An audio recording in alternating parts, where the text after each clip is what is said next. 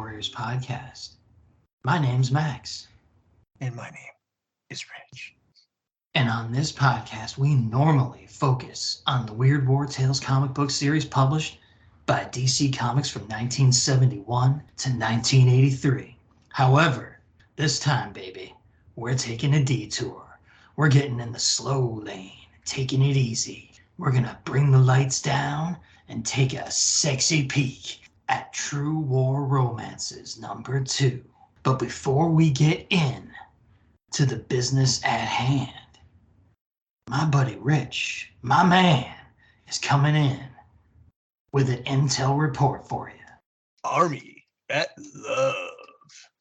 A 12-issue miniseries by DC Vertigo published beginning May 2007. Script and pencils by Rick Veitch. Inks by Gary Erskine. Comedy collides head-on with tragedy when a New Jersey National Guard unit is deployed indefinitely to a never-ending series of wars in the Middle East. These are citizen soldiers, kids fresh out of high school, shoulder to shoulder with middle-aged corporate managers. To motivate them, a modernized military has gone into full take-no-prisoners marketing mode. Equal parts blistering battle action, sensuous soap opera, and pitch-black satire in the vein of Preacher and Transmetropolitan, Army at Love is unlike anything Veitch or any other comics creator has ever attempted, and you won't believe your eyes when you see what it takes to become a member of the Hot Zone Club. Yeah, this is an obvious play on words from our Army at War. I did collect this series when it was coming out, but it didn't survive a weeding of the collection. I honestly really don't remember much about it. All right, so intel report safely out of the way. Rich is also going to come right back and break it down to you with the title details in question for our romance comic of this annual Valentine's Day episode of the Weird Warriors podcast. Remember, you asked for it. True War Romances was published for 21 issues by Quality Comics from September 1952 to June 1955. From there, it was retitled Exotic Romances from October 1955 to November 1956, issues 22 to 31. And I suppose I shall just continue on into the cover detail. Just like our last romance comic, the creative details are pretty sparse for this one. We don't know who did the cover, but the book was 10 cents. War Romances is in white, all block letters over a sunset-esque sky with True in much smaller letters off to one side. A lieutenant colonel is standing behind a female second lieutenant that's angrily crying and appears to be trying to explain something to her. In the background, 2 corpsmen are carrying a stretcher case into a single-story building. The cover proclaims, "I should have known Steve didn't love me anymore. How could he? He's married to the Army." Also in this issue, farewell date, base rumors, court-martialed heart. Cover date, October 1952. Date of release, July 9th, 1952. And I don't see any killjoy. All right, so I will chime in with our comments and commendations section for this cover. And I'll just say, dropping my lame attempted romance voice for hopefully the rest of the episode here, I'll say Steve doesn't love her anymore, and she looks just like a certain Diana Prince. This could easily have been a Bob Conniger Wonder Woman cover from the days when he was hired to roll in and write all that pesky feminism out of the book. And what is with the patient and the stretcher in the background there? That is a very small child with very long arms, or the 2 soldiers carrying him are over 7 feet tall each. Considering that their heads will pretty much reach the roof of that building they're heading for by the time they get there, I'd say that's not out of the question. But hey, this is a romance comic, and the emphasis is on the drama, the hair, and the clothes up front in the midst of all that drama. And on that front, these creators, whoever they were, showed up for work. On the points where it counts, it's a pretty cover.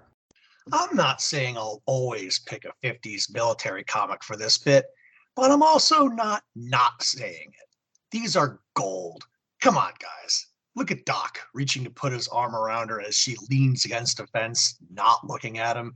He obviously screwed something up, and every dude that's been there knows exactly what this feels like. The corpsmen in the background are carrying another casualty. That's a nice touch, as is the sunset. Is the night falling on this love affair? Oh my gosh, I have to find out. You do. You really do. Like I said, it's an effective cover. Story number 1. Court-martialed heart. 9 pages. No clue on the creators.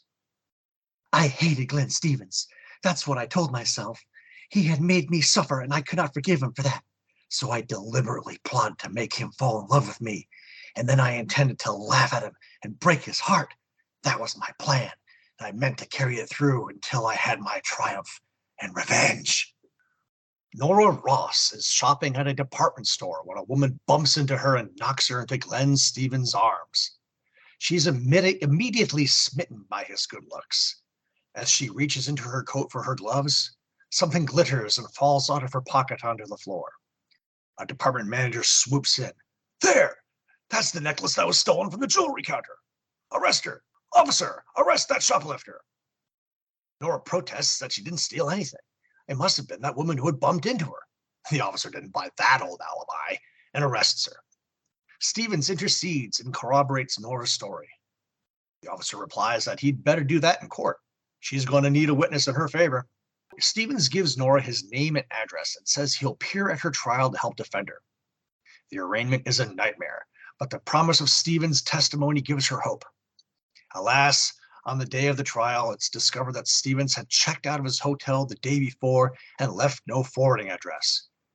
Without his testimony, Nora is found guilty of a crime she did not commit, like the A-Team, and is sentenced to 8 months imprisonment. Nora becomes prisoner number 12250, and there are no words to describe her utter despair in the empty days that follow. If only Stevens hadn't abandoned her. Every night in her cell, Nora stews, and thoughts of vengeance towards her betrayer sustains her. 4 months later, there's wonderful news. Nora's lawyer tells her that the real shoplifter had been arrested on another charge the day before, and had confessed to Nora's innocence. Nora would be released immediately, and her prison record erased. It would be like it had never happened. But it had happened because of Glenn Stevens. Eager for a fresh start, Nora decides to join the WACs, the Women's Army Corps. We'll get to that later. Sent to join the occupation forces in Berlin after her training with her new friend Peggy, she's amazed to immediately and literally run into Stevens exiting a hotel. He's equally shocked to see her. Stevens promptly brings up the trial and starts to explain why he couldn't be there, but Nora shuts him up. It doesn't matter. The judge dismissed the case. Suppose you take me to dinner tonight and we'll forget the trial together. He agrees, but Nora seethes as he walks off. The egotistical heel. He thinks all he has to do is smile at a girl and she'll forget what a rat he is. But Nora is one girl who doesn't forget. Peggy is puzzled at Nora's venom, so Nora unburdens her suffering and her plan for revenge. She's going to make Stevens fall in love with her, then make him suffer the tortures of the damned. Peggy wonders if her plan will backfire because he's so handsome, but Nora rejects the notion. She pulls out all the stops on their date that night, letting him smell her perfume as they dance after dinner and letting him steer them into a quiet park. Stephen tells Nora his dreams about a little garage he wants to open after he gets out of the army, then gushes how crazy he is about her. Nora mentally gloats that now she can make him pay, but ends up being panic-stricken over Stephen's savage kiss. She backs off and has Stevens take her home. Again, Peggy tries to warn Nora about playing with dynamite, but Nora refuses to let it go. Weeks pass and she uses every feminine trick to keep Stevens dangling, fending off his romantic overtures. When he finally cracks and asks Nora to marry him, she knows she's won. She agrees, but finds herself wondering if she couldn't have loved him for real if only he hadn't betrayed her. The big day is next week, and Nora plans to stand him up in front of all of his buddies and humiliate him. He'll be the laughing stock of the camp. But as they walk through town the following day, they are approached by a German civilian, begging for help for his children. Money needs nothing, but if the American could get him 2 cartons of cigarettes, then he could easily trade them for clothing. Stevens agrees to help the kids get clothes, goes to the PX, and buys the cigarettes. As he hands the cartons to the German, the MPs swoop in. Hans Mueller, the black market go-between. Stevens is also arrested for dealing with the black market. His excuse that Mueller had told him that he wanted to trade the cigarettes for clothes is not believed by the MPs. As Stevens is led away, Nora promises to be his witness at the court-martial. Oh, how the fates had aligned. Turnabout. She would testify all right. Against him, Stevens would be given a dishonorable discharge and perhaps a few months' prison. But when she stands up to testify at Stevens' trial, she remembers those moments of ecstasy with Glenn, his fervent eyes, his flaming kisses, and she can't do it. He was duped, sir. He's innocent. The charges are dropped, but when Stevens tries to talk to Nora afterward, she storms by him. Let me alone. Heaven knows I wanted you to go to jail, but my heart wouldn't let me. How could I love such a callous brute who would let a girl go to jail? Stevens is shocked. Nora, you said your case was dismissed. Why didn't you let me explain when I wanted to? My reserve unit was recalled, and I was sent to Korea. Nora immediately forgives him, and the next week, the 2 lovers are married. Glenn had me a prisoner again, but this time I'm a prisoner of love and glad to be sentenced to a life term of happiness and contentment in his arms. The end. No killjoy? So I shall lead on to the CNC. Holy hell hath no fury like a woman scorned Batman. The lengths Nora went to get her revenge. This story right here is why I will probably always select a vintage issue for this episode. The Army of Occupation in Berlin. Black Marketeers. Lingering War Damage. Page 8, panels 3 and 4. Korea. Hey, page 3, panel 1. Is that a nun in the background? Aha, Nora is innocent. Forecasting. Page 6, panel 1. What the hell kind of Jeep is that? Is this story taking place in East Berlin? Fire the colorist! I really like the very last panel in the story of Glenn and Nora being married with all their friends and the chaplain in attendance. All the uniforms are pretty solid in the story as well, although the artist could have put something on the collar and cover devices like US instead of just leaving, blank gold discs. The background detail throughout this comic is amazing. Page 6, panel 3, you see the German waiters running around wearing lederhosen. We'll ignore Glenn's comment about, I'll watch your figure for you. 2 mini history minutes. The Women's Army Corps, the WAC, was the women's branch of the United States Army.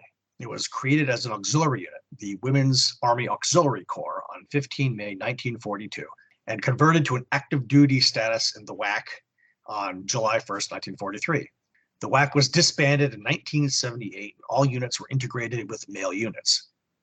The Army of Occupation Medal was awarded in Germany from 1945 to 1955. So it was with some surprise when I saw it on the dress uniform of a warrant officer in my first unit 10 years ago. There were ones for Italy, Austria, Korea, and Japan also, but I digress. She wasn't nearly that old, so I asked her about it. She'd been stationed in West Berlin early in her career during the Cold War, and it turned out that the medal was still awarded for service as a member of the Berlin Brigade until the end of the Cold War, in 1990-91. Okay, check the album for a peek. That's the Remagen Bridge on front of it.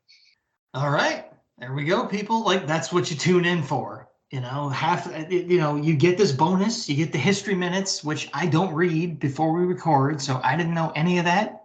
Really, I'd heard of the wax, and other military comics and stuff, but I didn't know any context. So that's bonus. That's the bonus content you get when you listen to this show. As for my opinion of this story, my little CNC, I'll say the splash panel is pretty great, which is a statement I'll end up being able to make a few more times before this issue is over. And as I did last year, I really like the interpanel diary entry style narration that's used throughout this story and others.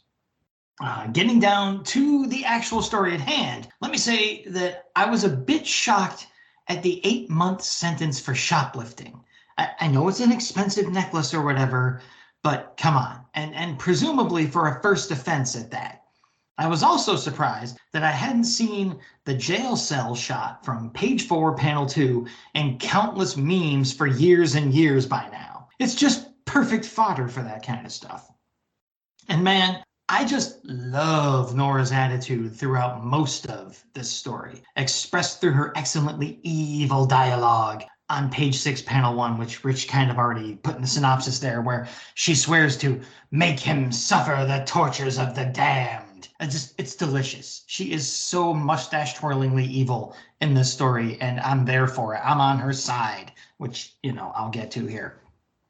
Leading into that, as for the hysterical woman comes to her senses ending, it sucks, and so does Glenn's, in my opinion, weak-ass excuse. Dude, if you know you live in a world where someone gets 8 freaking months in prison for shoplifting, you tell the army to give you a second, eh? You're not gonna save Korea by yourself, and this woman's gonna lose 8 months of her life. You're a jackass, so I'm on her side.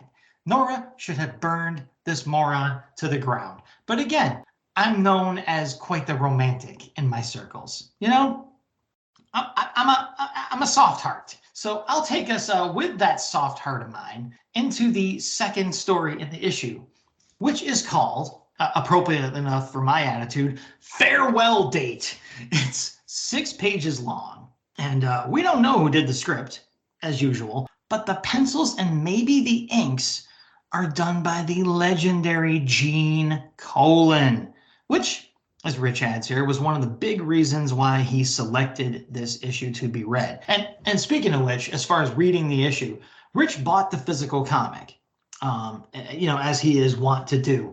I am reading this issue off comicbookplus.com because this is a public domain comic. You can all look into what that means. But comicbookplus.com has all this public domain stuff scanned in legally. And that's where I read this incredibly well scanned, ads and all, copy of this issue. So getting into the synopsis of Farewell Date, story starts off as follows. To be in love is to soar to the heights of ecstasy.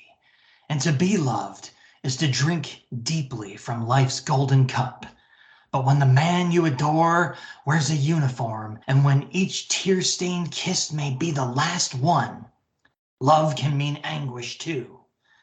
Perhaps I was a coward, but it was my fear that any moment might bring an end to the happy dreams I had woven around Larry Crane that brought heartaches to us both. For more than anything else in the world, I dreaded our farewell date. So Kitty, who just read us that breathless intro through me, is a whack, as we just discussed in the Women's Auxiliary Corps there. And she sadly watches Joan Fleming mourn her husband, who's been reported missing in action. Larry Crane's next stop, and Larry is, Kitty's intended beau here. His next stop is Korea, and Kitty sometimes wishes that she wasn't in love with him. It isn't worth the heartache and anxiety during a war. She refuses to go through Joan's suffering, but she couldn't dictate to her heart when Larry held her in his arms. Oh, he kept telling her to have faith in all the things he was fighting for, the little house in some quiet little town back home with a vegetable garden and a rumpus room with a ping pong table and a nursery painted pink. And the rabbits, George, I get to pet the rabbits, right? Yes? Okay. Kitty bursts into tears. We are fools to dream like this, fools to believe it will ever happen. Larry tries to get Kitty to keep believing. He doesn't want her to stop believing, but she's seen so many dreams go up in smoke for others that somehow all the hope had gone out of her. Larry is going to ship out soon, and he desperately wants Kitty to be waiting for him when he comes back. Marry me, Kitty. Then, no matter what happens, we'll have our memories. But Kitty waffles, and Larry explodes. You're afraid. If you really love a man, you'd take the bitter with the sweet, like every other woman who gives her heart to a soldier. He grabs her by the arm so strongly he hurts her. Isn't it great? You don't want to be hurt.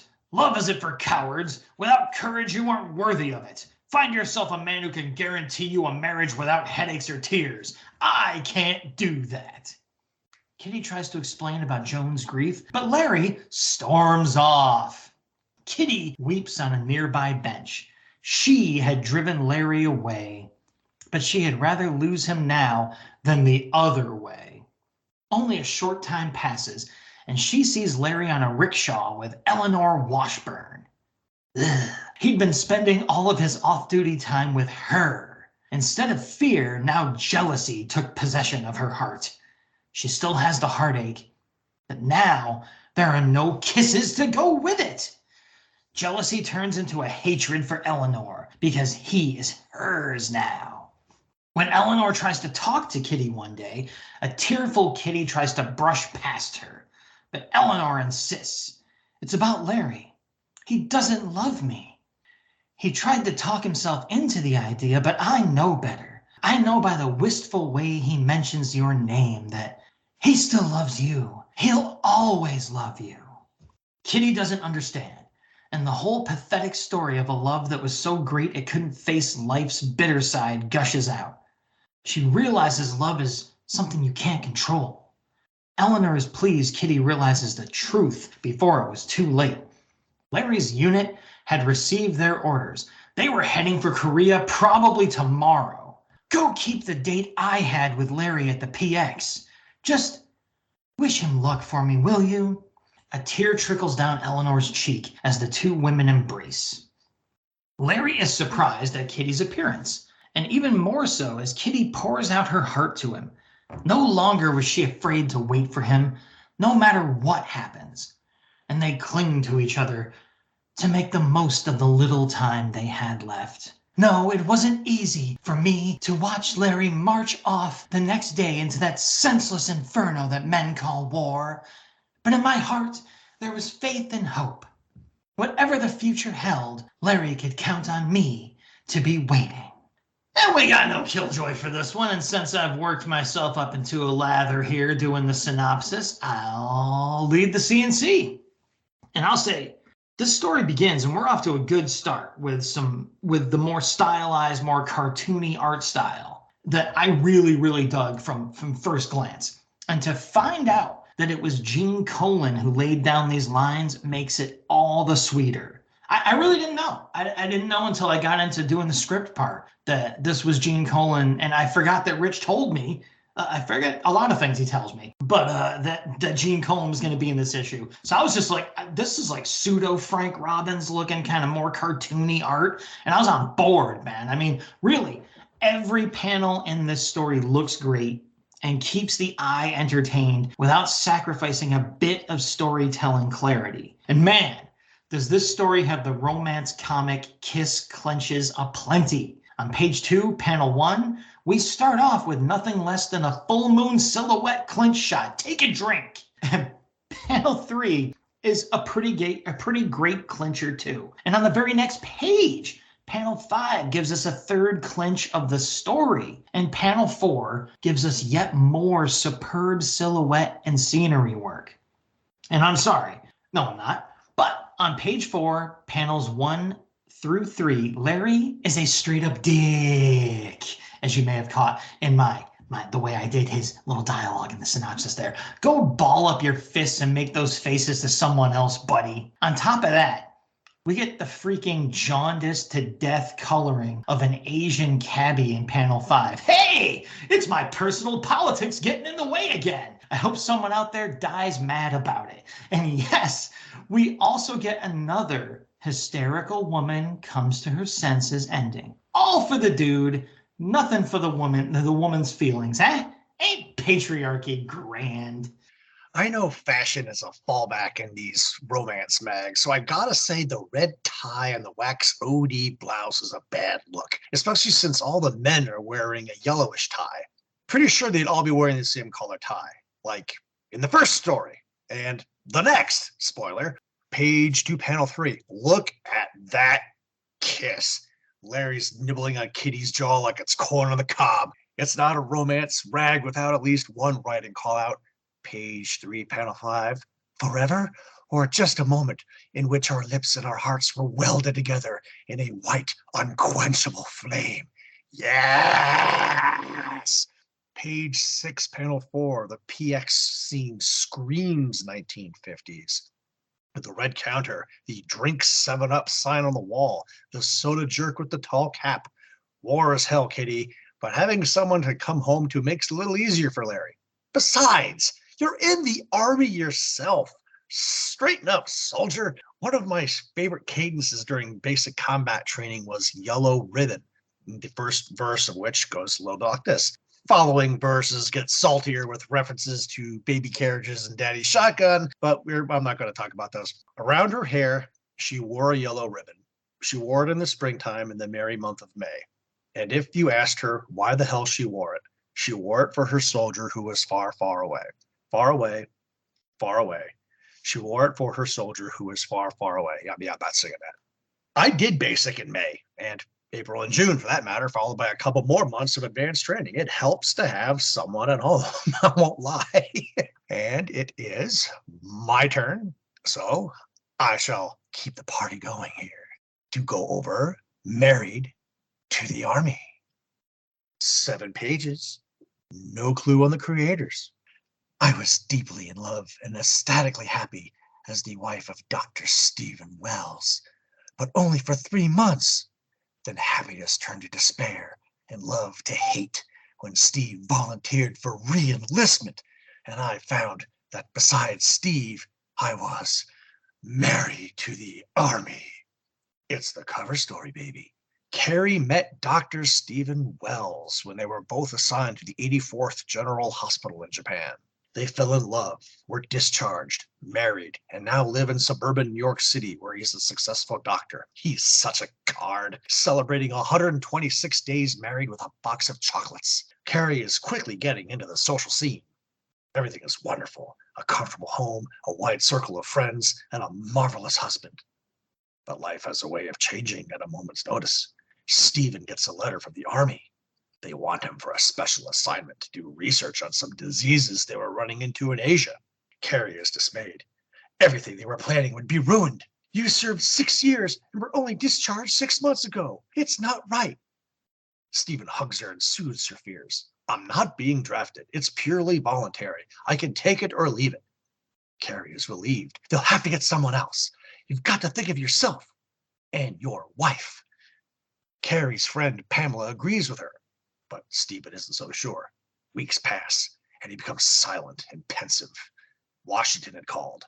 They were losing almost as many men to diseases they knew nothing about as they were to combat over there. Again, Carrie protests and begins to cry, and Stephen backs away from the thought. But his sense of duty to answer the Army's call cannot be extinguished, and he returns home from work one day to tell Carrie it was done. He had signed up for 3 years. They will have 2 weeks to get ready to move. Once the moment of shock passed, Carrie bursts into a blind rage. But what about me? My house, my friends. I told you not to. You don't care about me. You can't, or you wouldn't have done this. I hate you. I hate. Stephen slaps her. Stop it, Carrie. You're hysterical. He immediately apologizes and holds her. I'm sorry, darling, but you'll understand. 3 weeks later, they're living in a dingy 2-room apartment in a sleepy southern town near the Bolton Veterans Hospital. She can't forgive him for the slap or for destroying their happiness. He comes home from duty to find her crying on the couch because she'd burned the roast on the lousy stove, and she struggles in his arms as he tries to console her. I hate this 2x4 apartment. I didn't ask for this. I hate everything about this life I'm leading. Months pass, and Carrie's despair gives way to the sullen performance of the everyday duties of a wife and homemaker. One day, Stephen brings home a guest for her to meet, and Carrie pulls herself together. Jan Williams is the chief civilian biologist of the research unit. She's really doing some wonderful work. Jan is equally enthusiastic about Stephen. Without your husband's inspiration, we'd never accomplish as much. He drives us and himself as if he had his very life at stake. For 2 hours, Carrie sits, hardly saying a word as Jan and Stephen have an animated conversation. By the time Jan left, it was obvious to Carrie that Stephen was in love with her. Don't try to hide it. I should have known you didn't love me anymore. That's why you rejoined the Army. You're imagining things. I still love you. We found our love in Japan. Perhaps we'll find it there again. You're going to Japan? And I suppose Jan Williams is going with you. Of course she is. Our whole unit is going. Jan is one of those civilians who volunteered, and I'm more than glad she did. With her heart a cold marble weight beneath her ribs, Carrie packs her bags and leaves them, blindly boarding a train home to New York. 6 weeks pass. Letters from Stephen arrive regularly, but she hasn't read any of them. The latest one is from Korea, and Pam tears it in half. She thinks Carrie should start divorce proceedings immediately because Stephen had left Carrie for another woman. Pam is right, but Carrie bursts into tears and puts her head down on a desk. I love him, Pam. I love him more than ever. She goes out on several dates over the next few weeks with some men Pam selected for her, but there was no room in her heart for anyone but Stephen. But one morning, Carrie opens the newspaper and is floored to see a photo of Jan on the front page. Scientist dies in Korea. Dies of dread disease upon which she was doing research. Shock and terror follow as Carrie realizes the danger Stephen was in daily, and she quickly reads the story. Jan had only been married to Air Force Captain Martin Coulter for 4 weeks before her death. Their engagement had lasted 2 years, delayed due to his activation at the outbreak of Korean hostilities, and they had only just tied the knot in Japan. Carrie's tears come quickly as she realizes what a fool she'd been. She had lost sight of love in a selfish quest for money, position, and friends. 3 weeks later, Second Lieutenant Carrie Wells surprises Major Stephen Wells in Japan. She had re-enlisted. Embracing, Carrie admits that she had been a selfish, stupid fool and asks if he could forgive her. I want to be with you wherever you are. I want to work with you, as Jan did. As our lips met for the first time in many long weeks, and I felt Steve's strong arms around me, I knew that our love was right and real, a love that would weather hardship, separation, and the passage of years. No killjoy. So, on to what I have to say. Second episode in a row, the old slapping hand gets used. And that's just the weirdest slap I have ever seen in a comic. Look at it. He looks like he's challenging her to arm wrestling. Page 4, panel 3. Stop it, Carrie. You're hysterical. Ah, the 50s. And she comes across as such the dependent wife in this story. Not wanting to lose her friends, her house, her newfound status. She says a couple of times that his first responsibility was to her, his wife. Think about our house, our lives together. Think of me. Her selfishness by page 4 is really getting tiresome. But, dropping a, hey, pack your crap, we're moving in 2 weeks line was a bit of a dick move as well. She really comes off as a piece of work when she packs her bags and storms back to New York rather than go to Japan with her husband. And, Tokyo was pretty good duty from what I understand. So does Pam, for that matter. It's been 6 weeks. Get a divorce. There are so many men I want you to meet. Geez, woman. The overwrought narration throughout is perfect, as is the classic silly girl. Don't you know your husband knows best? Vibe one definitely gets by the end of the story. Panel callouts, the bookends. The very first and last panels of the story. Page 1, panel 1, title script, the lovers in uniform with flowers in the background and the Japanese arch behind them. And panel 7 on the last page. The kiss and embrace look a bit awkward, but I'm here for the overseas stripes on the cuff of Stephen's jacket. I was all set to killjoy him for them being on the wrong arm. But I did some research, and it turns out that during Korea, the overseas stripes were on the left arm. Now they're on the right, so my bad. I love that, they actually were ahead of you there.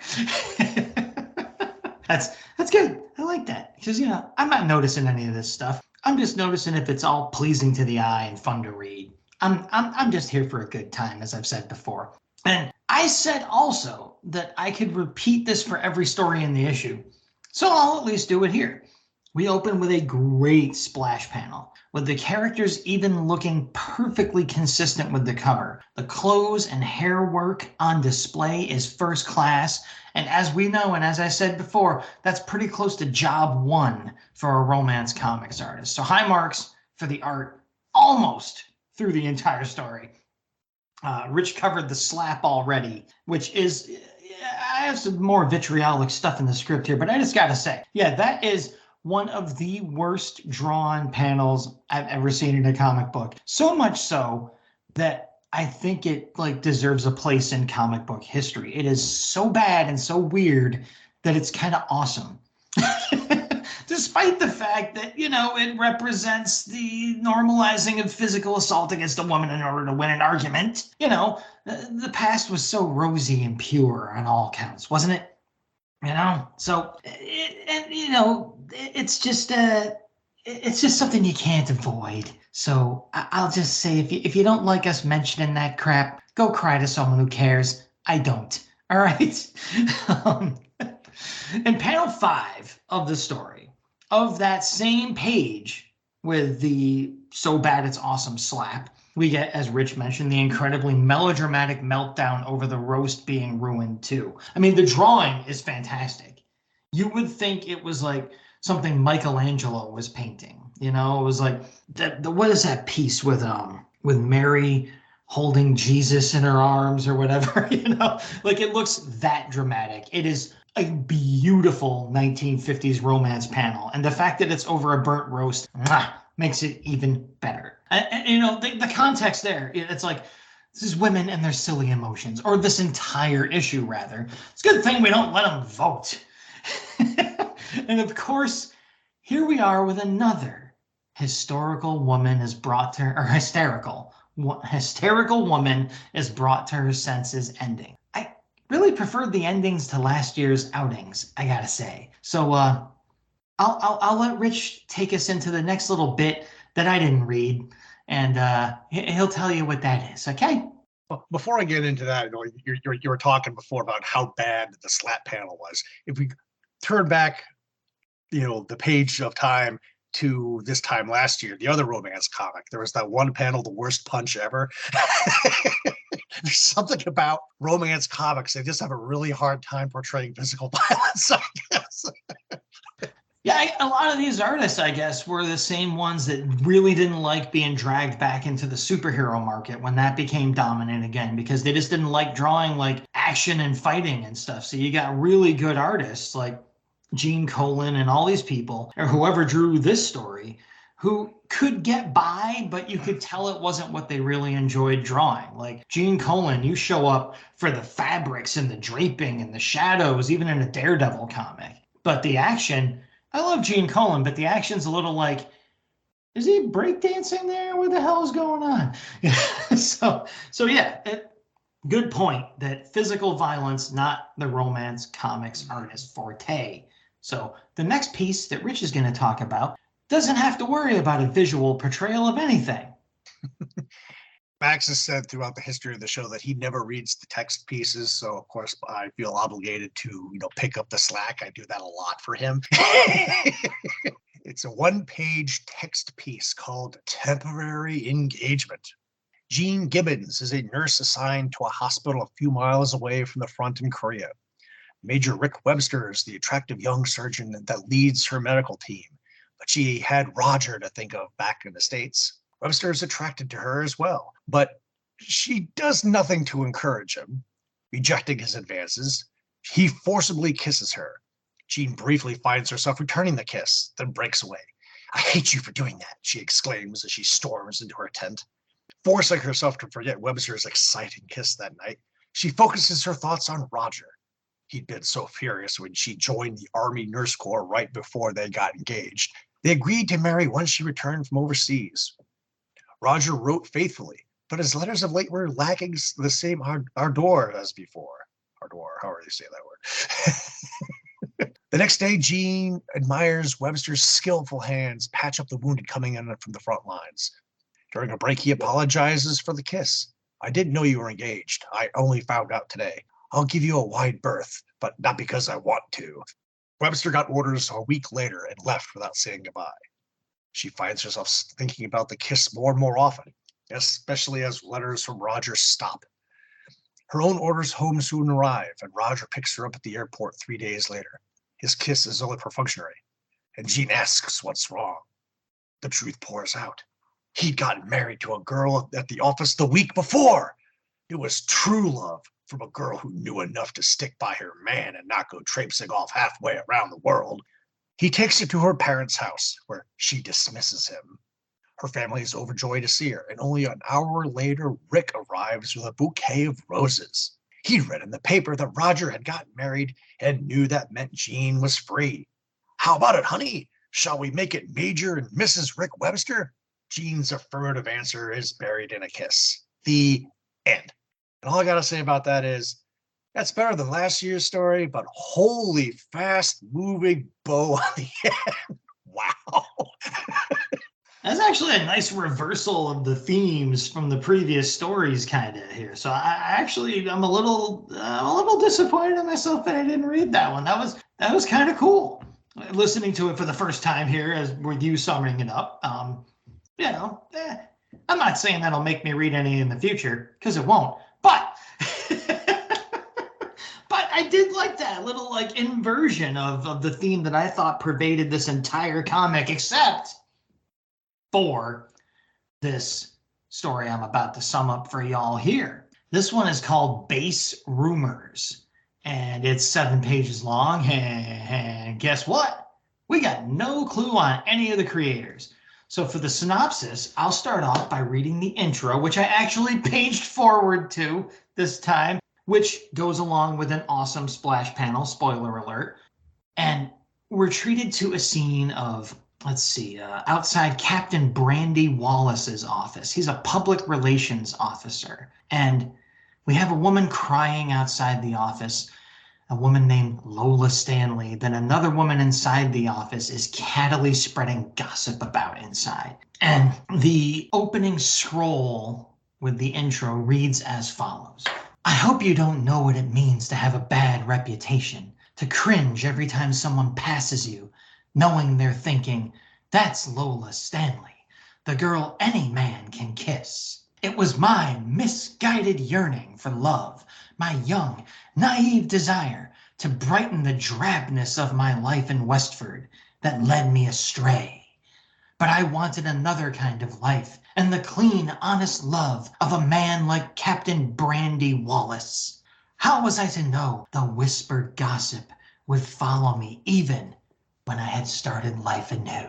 Okay, so the story continues on like this. Lola Stanley got tired of all the whispered gossip she heard every time she went shopping, especially from Margaret Rhodes. She shouldn't have to suffer her whole life just because of a few foolish mistakes. She needed to get away and start over. And it was the poster on the wall of the post office imploring women to be a whack that presented the best chance. She does so and quickly comes to love her new role. After training, Private Stanley is assigned to the Public Relations Office under Captain Brandy Wallace. She instantly knows that Captain Wallace is the man of her dreams. Soon, her heart speeds up at the mere sight of the captain, and she becomes gloriously happy working alongside him. Then, the day came when Wallace noticed Lola busy working late through a stack of his letters that needed to go out. A light-hearted conversation rapidly turns serious as Wallace confesses his feelings for her. Lola is thrilled simply to have Wallace call her by her first name as compared to Private Stanley. Even as they embraced and she met his warm and passionate kisses, it felt like a wonderful dream. He loved her, and he had felt it the first time she had walked into the office. Weeks pass, and Lola is living on a cloud world, knowing that she has at last found the one thing that makes life worth living. It is with complete disbelief when a new girl arrives in the barracks, and it's Margaret Rhodes. Of all the people to show up, why did it have to be her? Margaret quickly recognizes Lola, and despite Lola's attempts to be friendly, Margaret's cold, contemptuous expression told Lola what she could expect. Lola pleads with her. I hope you'll have a heart and leave me alone. Maybe I've made a few mistakes in the past, but I'm not making them now. All I want is a chance. But Margaret sneers. My, little Miss Goody. You've really got everybody fooled, haven't you? It was hopeless. And before the week was out, the questioning glances Lola got from the other girls told her that Margaret had done a thorough job dragging her name through the mud. Only Ginny Taylor stayed true to Lola, but the news she delivered filled Lola's heart with dread. Margaret was bucking for a job in public relations, her office. If she gets to Brandy and he believes her, it'll be all over. Oh, why did she come here? Margaret has a way of getting what she wants, and a few weeks later, she has a new job at the public relations office with Lola. Margaret quickly sees what Lola likes about her job, and Lola can't believe how much poison Margaret carries with her. Days later, she walks into Wallace's office as Margaret finishes telling a story.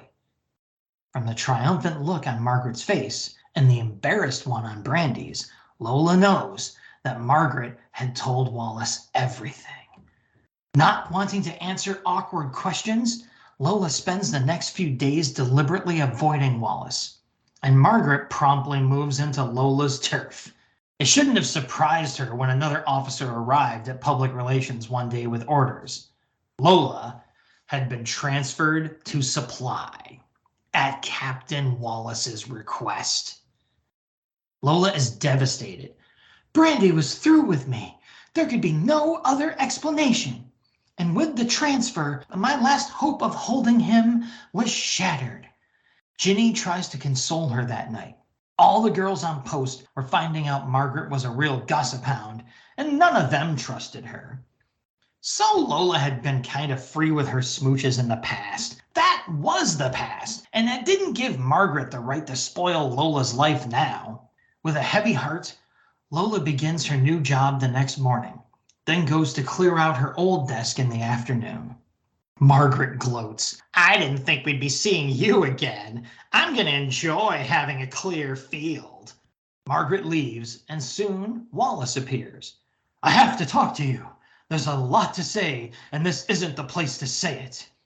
Lola tries to worm her way out of the conversation, but Wallace isn't the type to take no for an answer. None of these guys are in this comic. That evening, they go for a walk in the woods. Lola doesn't blame Wallace for transferring her, but it had to hurt. But I couldn't have you in my office and have everyone on post say I was partial to the girl I'm going to marry. Lola is bewildered.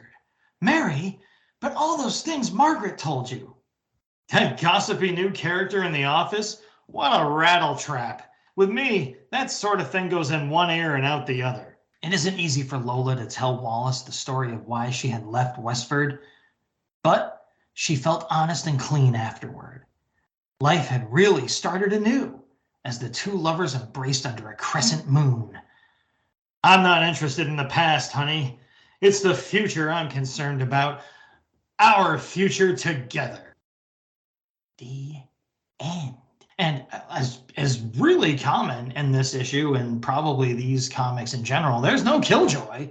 So I'm going to kick off the CNC. I'll just say I love the title because I've read so many Thor comic books and stuff that when I saw base rumors, instantly I heard base varlets and craven cowards to boot. And that ended up kind of being appropriate to the theme of the story. So, so nerd brain damage isn't always inappropriate. And as I mentioned, we have another great splash page here. Even if Lola splash panel, really, sorry. I'm going to commit to sin here. Even if Lola looks pretty much exactly like Carrie from the other story, from the cover story.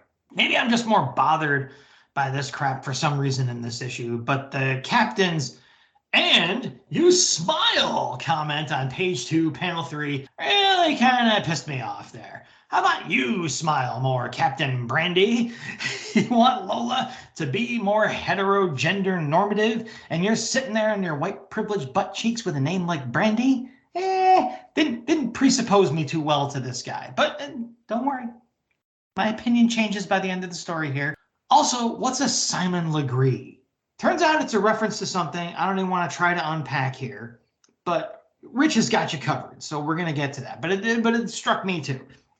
On page 7, panel 6, I did really like the use of the term rattletrap for describing the gossipy nemesis, which I had never heard before this comic. So I love picking up pieces of slang like this, reading old comics. It's one of the coolest parts of doing so is picking up terms that aren't in use anymore.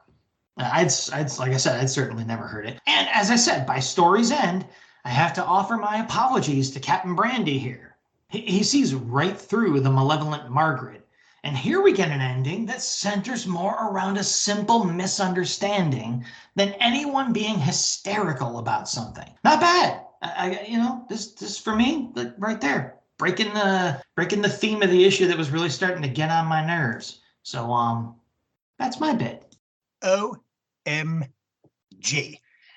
You know that in the sexually repressed times of the 1950s, some girl going around kissing every guy she meets would be labeled as a tart. We wouldn't bat an eye to such behavior today until it got to the point of her doing the starting lineup of the high school basketball team. Oh, for such carefree days. Speaking of which, hey, Catherine Wallace, does the word fraternization mean anything to you? Kind of looks like it doesn't. There are regulations about officers that are listed consorting, if you know what I mean. Yes, he had her transferred to a different section on post, which helps. But as they say, perception is reality. Anyway, page 2, panel 4, there's that Simon Legree for a boss reference that I had to look up. Simon Legree is a cruel slave owner in Uncle Tom's Cabin by Harriet Beecher Stowe, whose name apparently became synonymous with greed and cruelty. He's arguably the novel's main antagonist. His goal is to demoralize Tom and break him of his religious faith. He eventually orders Tom whipped to death out of frustration for his slave's unbreakable belief in God. I must have read this book at some point in my life, even if it was close to 40 years ago by now. I just don't remember. That probably means I have to read it again. Another classic tale of some shrew doing her best to feel better about herself by tearing down everybody else. I kind of like to have seen Wallace put her in her place the next day. Favorite panels? Let's say page 1, panel 4 of the Whack poster, Talking to Lola. And page 4, panel 6, another PX mess hall scene. Look at the detail work on the soldiers behind Ginny and Lola and on everything on the counter in front of them. This is probably the best art in the book. All right, and we've got no letters page to speak of here. So we're going to roll right into our favorite spotlighted ads for this issue. Whew, I haven't seen a book this ad thin since the 90s Vertigo books. But there was only one ad for me in a 1950s comic book. On the back cover, we have complete Barbie Ranch cowboy or cowgirl outfit. Now, let me preface this with a little research, of course. There is currently a Barbie Ranch west of Fort Lauderdale, Florida. That's a horse riding service. But we all know that's not what I was looking for. Of course, there's a certain play set for a certain doll that had a certain movie starring Margot Robbie in it last year. Robbie, whatever. Officially, it's called the Barbie Sweet Orchard Barn Farmhouse playset with 11 animals. But that's not what we're looking for either. Ad product. Howdy Doody, Roy Rogers, the Lone Rangers, and every other 50s TV cowpoke. Hey, young buckaroo, get the thrill of your life. Saddle up with this new Barbie Ranch cowboy or cowgirl outfit. Just what you've always wanted. Like those you've admired on your favorite cowboy and movie heroes. Beautifully designed, buttonless type cowboy vest, extra wide sweep western chaps and skirt for girls, with new time-saving snap fastening feature in back. So easy to slip on and off. Complete, ready to wear the day you get it. Nothing to assemble or put together. Made of new leather-like all-weather vinyl-coated cloth. Literally wears like iron, yet stays new-looking day in and day out. You don't even have to wash it. Wipes clean with a damp cloth. All seams needle stitched, all edges piped for extra beauty and strength. 3 Western colors are harmoniously blended into each outfit to make it the most beautiful you've ever seen.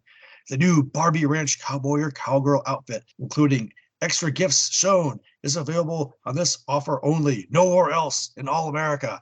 And off to one side, it has like all for only $2.98. Including all these extra gifts at no extra cost in the order today. Famous clicker repeating 6-shooter gun, clicks noisily as it shoots. 9-foot streamliner Wild West singing lariat hums as you twirl it. Loud, shrill sheriff's whistler with eyelet slot for neck cord. Gold-colored all-metal deputy sheriff 5-star badge. Never before, never again.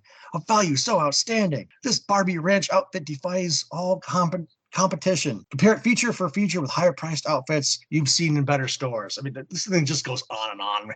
This thing is amazing. I love it. It's outlined with a rope and features a drawing of a boy and girl clad in these outfits, leaning cross-legged against a wooden pole, Wild West style, cactuses in the background. I went on eBay looking for these, and not surprisingly, couldn't find any. You know, these things disintegrated in about 18 months if they lasted that long. I did find 10 signs of this exact ad for sale for $19.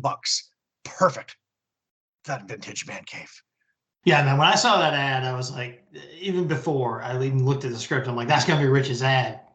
And as you mentioned, it's kind of a desert in the rest of the issue, except for this one that I found. And just to add a little more kudos to that ad you picked out, man, like my head was filled with like, what kind of a bad idea is this for parents? But as an uncle, I would absolutely get it, because you've suddenly got a kid going around the house with a badge and a whistle and like, respect my authority and all that. Like, here you go, bye.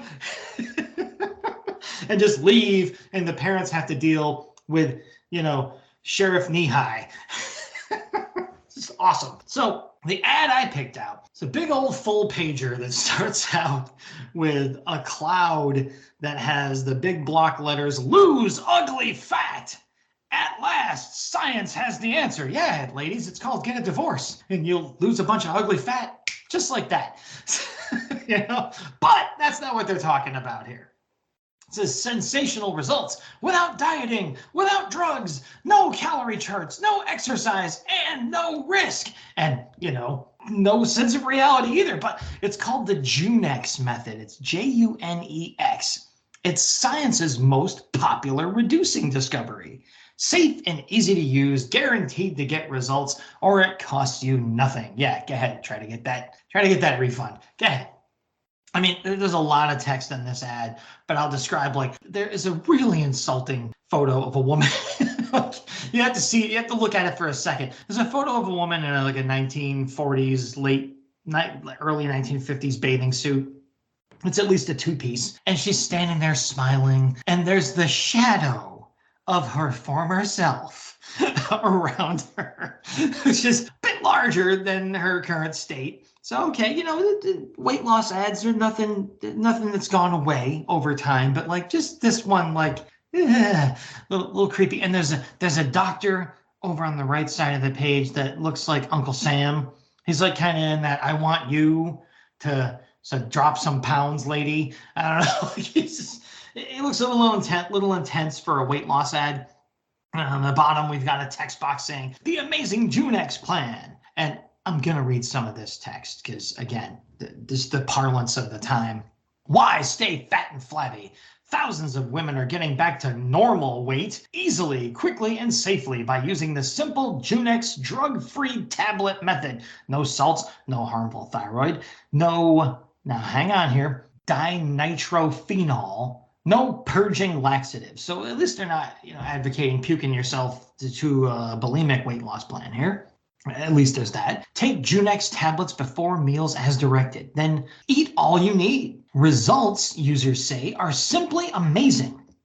Unsightly fat goes faster. Send for Junex today. Bum, bum, bum, bum, bum. If you're a normal overweight person and you don't lose weight safely, quickly, and easily, return the empty box in 10 days for a refund. So uses of the word normal and all that is just a ton of fun here to, and in quotes, to like look at the way this stuff was sold to women back in the day. And of course, all the suspicious, drug-free, no risk, no nothing. So my interest was piqued. I did a little bit of research on this. Yes, shocking, I know. But I looked around, and the Junex method, there was very little out there. But there was a Facebook group post about another version of this ad, slightly different graphics and all that. And one person commented on that photo and said, many of the older weight loss drugs from the 1800s through about 1974 or so contained the rainbow drugs, barbiturates, berborbatol, something like that, phentamine, and amphetamines to help curb the appetite, boost metabolism and make you feel full. Now, here we go. Here's what I think was at play in the Junex stuff here, more so than the other stuff. Some even had small traces of sponge in them that would expand in your stomach to make you feel full. Many of these drugs were banned by the FDA until the 90s when phentermine or amphetamines were reformulated. Some of these drugs even contained strychnine. To say the least, they were not safe and they could cause arrhythmia in your heart. So I'm thinking like you feel full and all that. This is, and Junex claims to be drug-free. I'm thinking you're eating little pills that when they dissolve, you know, ever get one of those little animals you drop in a water bowl and it grows? Like you've got a sponge tablet going on, and I'm sure that passes really easily. But anyway, that really satisfied my need for a spotlighted ad and running off to do some research there, because I won't get into specifics, but I kind of work in the pharmaceuticals industry. So looking back into the past of that industry is always, kind of terrifying. And so that's it. That's our spotlighted ads out of the way. We're going to move on to a little section of the show that after we've covered the comic and the ads, we call Got Any Last Words? And I'll say a few of my last words because I haven't been talking too much in a row right now, huh? I'll say this issue put me in a pretty consistently bad mood until the final story. Yes, I know this is a romance comic from the 1950s. However, the cliches and attitudes on display here were more one way than I even expected, save for that one tale at the end. Were it not for the pretty fantastic art throughout, I know I was pretty light on my panel spotlights here, but the ones I did mention are amazing, but all the art was pretty great. Accuracy notwithstanding, because that's not something I catch. That's Rich's job, and he showed up for work like these artists did. And Nora's most delicious and warranted vindictiveness and court-martialed heart, as you guys know, completely won me over in that story. I would have been even more put off by all the other stuff without stuff like that to hang on to. These comics were marketed to young women, and to see them repeatedly told as they read these stories that they need to stop being so hysterical and or just subvert their own emotional needs to those of their man, Larry, is just something I couldn't laugh off as easily as I would have thought, saying, oh, these old comics, what a gas. I mean, maybe I was in a bad mood. It's frequent that I'm in a bad mood, so who knows? I am, of course, still down to check out more of these every year, but I also reserve the right to find some of the books more fit for the recycling bin than the museum case at times. I can think of no better episode to acknowledge the love and support my wife Jenny has given me throughout my military career after writing the synopsis for Farewell Date and staying quiet while I record a silly little podcast. We'll be celebrating her not killing me for 25 years in 2024. Oh, by the way, today is her birthday. No fooling, Valentine's Day. The joke here is if I forget one, I've forgotten the other, and I'm in a whole lot of trouble. The art teams in this book, with one minor coloring exception, got it all right. Uniforms, background detail. I had a patch bitch in every story of this episode last year. Not one this time. Well done. This book was better than GI Sweethearts 45, with the exception of the ads. Nothing is ever going to top Ray's Earthworms. Winner for this episode? Whew, I think I'll go base rumors, but court-martialed heart is a close second with all the period callouts. You officially win, Max. These romance books are just too much fun. Come on back next year, one and all, for more military mushy stuff. Or maybe I'll jazz it up and try to find a Western romance comic. It was tough out west too. There was some fighting going on out there. We can make that work. I would absolutely not resist that or any of this stuff. Like I said, I could come off a little grumpy now and then, and kind of did throughout parts of this episode. But really, I will read this issue again in a heartbeat, just for fun on Comic Book Plus. I'm probably going to check out the series again on comicbookplus.com, where you can read tons of stuff from the 40s, 50s, even up to the early 70s, because Charlton Comics was really bad about renewing their copyrights and trademarks on stuff. And that's how you end up in the public domain, people. So that's it for this Valentine's Day special. We're going to raise the lights back up in the bar. You're going to see what everybody really looks like. And that's why we don't do a video podcast. All right. And you don't have to go home, but you can't stay here. But on the way, since there was a PX in this issue a couple of times, I think. I don't know. I'm not paying that much attention. But since there was a PX there, we're going to mention that on redbubble.com, you can go and search for the Weird Warriors podcast and hit our PX and get our awesome logo that was designed and drawn by Bill Walko of the Hero Business on anything you could possibly get on redbubble.com. And if you do so and you send a message to the Weird Warriors podcast Facebook page, which Rich does an incredible job running and keeping entertaining for y'all. If you send a picture of you at least holding some merchandise from redbubble.com with our logo on it, you are entered into a contest that I'm gonna let Rich tell you about here before we move on. Yeah, as listeners to the show know, we have made friends with the widow of Sam Glansman, his wife Sue, and do a lot of stuff with her and for her down there. And Sam ran a U.S. flag up the flagpole outside of his house a couple of years before he died. And it stayed there for longer than it should have. Really, a U.S. flag got pretty badly tattered. And one of the things that we did when we went down there to help out was replace it. So I kept that flag, and I made a little display piece, for Sue with some of the stripes and some of the stars, the picture her and Sam on it, and she loved it. And it's hanging up, at her foyer. But I saved all the remnant stars. And for anyone who buys something off the redbubble.com Weird Warriors Facebook page, and you prove it, you will, it's not a contest, you will receive one of these stars. One per customer.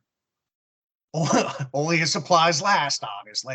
I don't have an infinite amount of these things. So, I've sent one out already, so don't wait too long. Of course, looking at our sales figures, maybe you do have all the time in the world. Who knows? But hey, get it for someone you love. You can do that.